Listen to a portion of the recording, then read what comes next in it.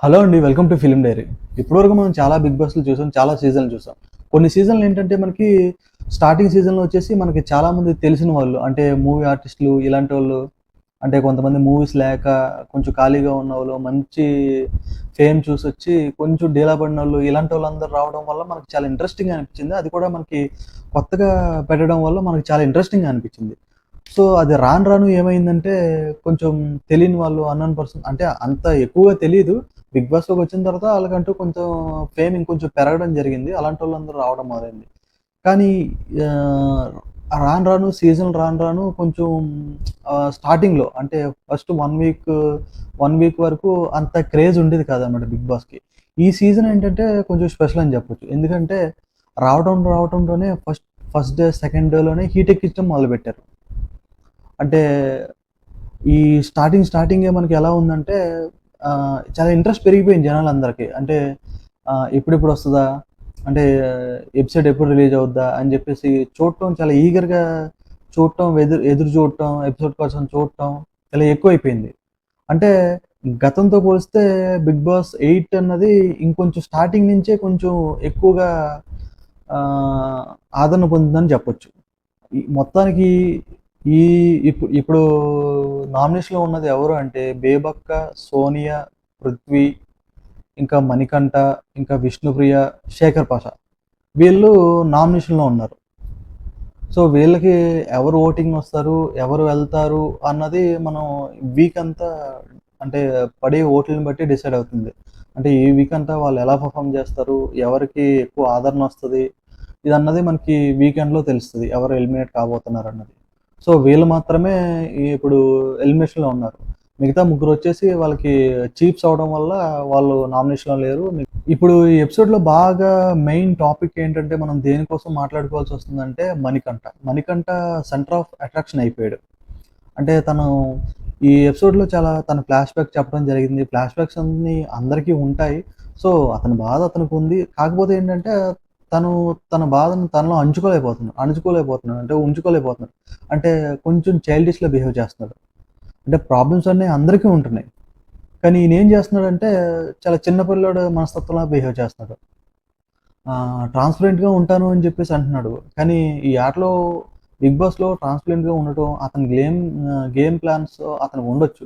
But కాకపోతే ఏంటంటే, ఆ గేమ్ అనేది పైకి అతనికి చెప్పేస్తున్నాడు ప్రతీదీ. వాళ్ళెక్కడ దొరుకుతారో చూస్తాను. వాళ్ళు దొరుకుతారు కదా! వాళ్ళు ఇప్పుడు దొరుకుతారనుకున్నాను. సడన్ టైమ్‌లో దొరుకుతారనుకున్నాను. కానీ దొరకలేదు. ఇలాంటివి పైకి చెప్పేస్తా ఉన్నాడు. ఇది తనకి నెగెటివ్ అవ్వచ్చు. యాక్చువల్‌గా ఈరోజు కొంచెం అతనికి సింపతి వర్కౌట్ అయిందనే చెప్పొచ్చు. కానీ అతను సింపతి కోసమే చేసాడని కాదు. తన నేచరే అంత. తన బిహేవియరే అంతనమాట.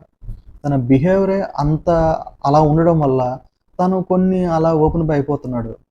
సో, ఇది తనకి నెగెటివ్ అయ్యే ఛాన్సెస్ చాలా ఎక్కువున్నాయి. ఎందుకంటే చాలా ఇరిటేటింగ్‌గా అనిపిస్తుంది. మిగతా జనాలందరికీ చాలా ఇరిటేటింగ్‌గా అనిపిస్తున్నాడు. అంటే ప్రస్తుతానికి మిగతా వాళ్ళందరి సిట్యుయేషన్స్ అన్నీ బాగుండుండొచ్చు. ఇతని సిట్యుయేషన్ కొంచెం బాలేదనుకుంటా. బట్ ఇతను సైకలాజికల్‌గా కూడా కొంచెం వీక్‌గా ఉన్నట్టే అనిపిస్తుంది. ఇతని మైండ్ సెట్ అంత స్థిమితంగా లేదు. ప్రతి చిన్నదానికి ఆహ్, ఇదైపోవడం, ఏడ్చేయటం, కొంచెం సైకలాజికల్‌గా కొంచెం వీక్‌గా ఉన్నాడు. సో, దానివల్ల తనకి గేమ్ అన్నదే మనం ఒక్క రోజులోనే డిసైడ్ చేసేయలేము. కొంతమందికేంటంటే లక్ కలిసి రాక మొదటి వీక్‌లోనే వాళ్ళేంటో చూపించుకోకుండానే ఎళ్ళిపోవాల్సొస్తుంది. సో, మనం ఒక రోజులోనే డిసైడ్ చేసేయలేము. కాకపోతే ఏంటంటే, ఇతను కొంచెం ఎమోషనల్‌గా చాలా వీక్‌గా ఉన్నాడు. సో, దీనివల్ల ఏంటంటే, తనకి ఏం జరుగుతుందన్నది అంటే సర్వే అవుతాడా? లేదా? అన్నది మనం ఇంకా 4, 5 డేస్ ఉన్నాయి కదా! ఈ వీక్ అంతా చూసిన తర్వాత ఆహ్, ప్రేక్షకులు డిసైడ్ జేస్తారు. ఇంకా సెకండ్ ఎవరైనా ఉన్నారంటే సోనియా. సోనియా కూడా ఎక్కువ నామినేషన్సే పడ్డాయి. తనేంటంటే ఆహ్, తన అటెన్షన్ కోరుకుంటుందో ఏమవుతుందో ఏం తెలీదు గానీ, నాకైతే ఈ ఎపిసోడ్ చూడగానే చూస్తూ ఉండగా తనని నాకేమనిపిస్తుందంటే రతిక మరొక రతికలా తయారైందని జెప్పేసి అనిపిస్తుంది. ఎందుకంటే లాస్ట్ సీజన్‌లో రతిక గూడా అంతే. కొన్నిట్లికి పొంతన లేకుండా ఎక్కువ రేజ్ అవుతా ఉండేది. సో, తిన గూడా తనకలా అనిపిస్తుంది. మరి తిను అలా నిలబెట్టుకుంటుందో లేదో అన్నది చెప్పలేము. ప్రతిదానికి ఫైట్ చేయాలని జూస్తుంది. ఈవిడ ధోరణి ఎలా ఉందంటే, మేము మా అందరూ ఇది ఏమవుతుందని జెప్పేసి తన ఒక్కదాని ఒపీనియన్‌ని అందరి ఒపీనియన్‌గా చెప్పడానికి ట్రై జేస్తుంది. మేమందరం ఇలా అనుకుంటున్నాం, మేమందరం అని జెప్పేసి ఈ రకంగా తను చెప్పే ప్రయత్నం అయితే చేస్తుంది. ఇంకా తను ఇంకా మణికంఠ వీళ్ళిద్దరే కొంచెం ఓట్స్ పరంగా కొంచెం తక్కువలో ఉంటారేమో అనిపిస్తుంది. బట్ చూడాలి ఏం జరుగుతుందన్నది. ఇంకా ఆదిత్య ఓం గారు తనది చాలా సెటిల్‌గా అనిపించింది. చాలా సింపుల్‌గా నామినేషన్ ఏసారు, వెళ్ళిపోయారు. ఆయన పెద్దగా ఎక్కడ మాట్లాడలేదు. ఆయన చెప్పిన తర్వాత కూడా ఆర్గ్యుమెంట్‌కి కూడా ఎవరు రాలేదు. ఇంకా అభయ్‌దొచ్చేసి కొంచెం బెటర్‌గా అనిపించింది. తను చేసిన నామినేషన్‌లో కొంచెం వాలిడ్ పాయింట్స్ ఉన్నాయనిపించింది. కొంచెం బెటర్‌గా అనిపించింది.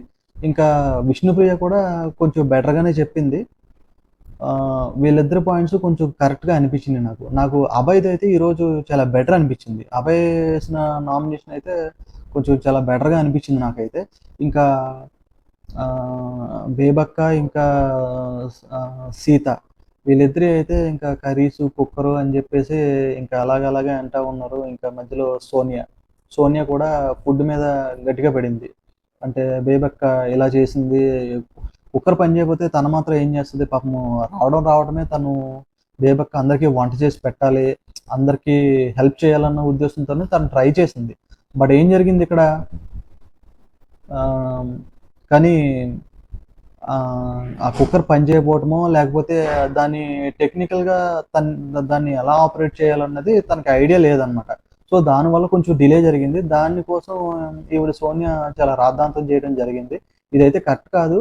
ఇంకా నామినేషన్స్ అన్నీ అయిపోయిన తర్వాత ఇంకా మనకేదైనా బాగా అనిపించిందంటే నిఖిల్, నిఖిల్ ఇంకా కొంతమంది తన దగ్గరికెళ్ళి మణికంఠ దగ్గరికెళ్ళి తను ఓదార్చే ప్రయత్నం అయితే చేశారు. తనకి కొంచెం సపోర్టింగ్‌గా నిలిచారు. ఈళ్ళిద్దరికి మధ్య మణికంఠకి, నిఖిల్‌కి మధ్య కొన్ని క్లాషెస్ జరిగినియి. జరిగినా కూడా అవేమీ పట్టించుకోకుండా ఒక చీఫ్‌గా కొంచెం ఒక ముందడుగేసి తనకి ధైర్యం చెప్పే ప్రయత్నం అయితే చేశాడు. అది కొంచెం బెటర్‌గా అనిపిచ్చింది. ఇంకా మణికంఠ కన్వెన్షన్ రూమ్‌కైతే ఎళ్లారు. కన్వెన్షన్ రూమ్‌కెళ్ళినప్పుడు బిగ్ బాస్ తనకి చెప్పాడనమాట. ఎందుకంటే ఇతను నాగమణికంఠ ఏడ్ చేయడం జరిగింది. చాలా డీలా పడిపోవటం, చాలా నిరుత్సాహపడిపోవటం ఇదంతా జరిగిందనమాట. సో, బిగ్ బాస్ అయితే ధైర్యం చెప్పే ప్రయత్నం అయితే చేశాడు. అతని చేష్టలు ఎలా ఉన్నాయంటే చిన్న పిల్లోడి చేష్టలాగా ప్రతిదానికి చిన్నదానికి ఏడ్చేయటం. ఇంకా మళ్ళీ ఏదైనా ఒక మాట చెప్పగానే ఓకే. నేను చేయగలను, నేను చేస్తాను అని జెప్పేసి ఇలాంటి ధోరణిలో తన ఆలోచనలు, తన మాటలైతే అలా ఉన్నాయి. సో, తనలో తనే మాట్లాడుకోవటం అంటే కెమెరాతో చెప్తున్నాడు. తన బాధనన్నది ఎక్స్‌ప్రెస్ చేస్తున్నాడు. ఇదేంటంటే ఏదో సినిమాటిక్‌గా ఒకలాగా మాట్లాడాలి. అంటే చిన్న పిల్లలని గాదు. అంటే ఒక అప్పుడే ఒక టీనేజ్‌లో ఎలాగైతే ఉంటారో అంటే కొంచెం రోషంగా అప్పుడప్పుడే ఎలా అయితే ఉంటారో ఆ ధోరణిలో అయితే బిహేవ్ చేస్తున్నారు. ఓవరాల్‌గా ఈరోజు ఎపిసోడ్‌లో అయితే నాకైతే కొంచెం హైలైట్‌గా అనిపించినయయితే ఈ పాయింట్స్ అయితే నాకనిపించినియి. మరి మీకేమనిపించినాయో మీరొకసారి చూడండి. ఈ వీడియో గనుక మీకు నచ్చినట్టయితే లైక్ చేయండి, షేర్ చేయండి, సబ్స్క్రైబ్ చేయండి. Thank you.